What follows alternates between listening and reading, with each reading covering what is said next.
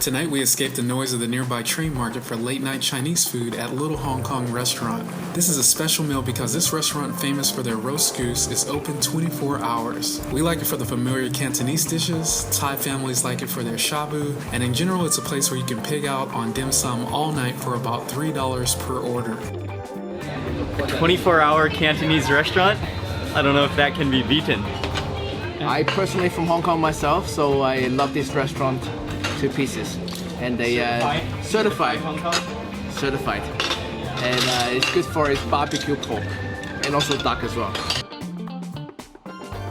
The menu is enormous and can be hit or miss, so I recommend ordering some popular starters like their delicious long bean stir fry with pork, fried lava-filled buns, and of course, shimmery skinned roast goose. I found some items like their congee average and their barbecue pork below average.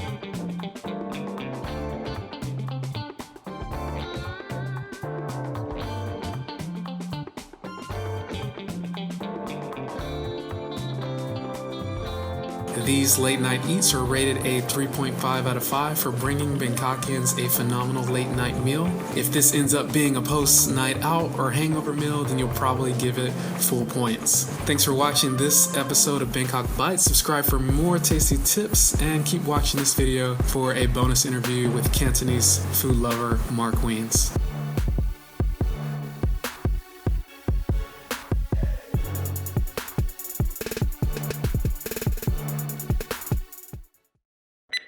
About to have some Cantonese food, and these guys are gonna speak a little eloquently, a little emotionally about Cantonese food and what it actually means to them. Cantonese food is where like so much of Asian food stems from. Yes, that's true. And like so much influence around the world with cuisine. True. Even the often the Chinese food in Europe or in North America absolutely. stems from Cantonese food. Absolutely. So like Cantonese food may have the greatest reach of any cuisine in the whole world. I agree. That is true. I mean, much more than the north of China or central China. Yep. So south is very where the place where Chinese food around the world where it's come from. You don't eat it because it's the most influential. Because I'm half Cantonese. Okay. That is, and my grandfather is a Chinese Cantonese chef. Oh, really? He was previously, yeah. Wow. He's from Guangzhou, Okay. but then he moved to Hawaii Oh, wow. in the U.S. Yep, and that's where he started restaurants in Hawaii. I see. When he was, yeah. So we have a root. Say, common root. Definitely, a lot of dishes are wok fried, and so definitely the wok hei is that's where it originates, right? The cheese. The smokiness from the wok. Dishes are cooked Same question coming your way fast. in a second. Dishes are cooked fast and with a really hot fire to give it like a scorched flavor, but not overcooked. And so that is the essence of Cantonese cuisine. I wouldn't say too simple, but it is simple enough that even a lot of moms and pops, they can do the same food at home, and that is what is great about it. Is there a dish that you think of when you think about Cantonese food? A dish that I can think of? Yeah, I wouldn't say one that kind of symbolized the cuisine, or for me, I really like steamed fish a lot.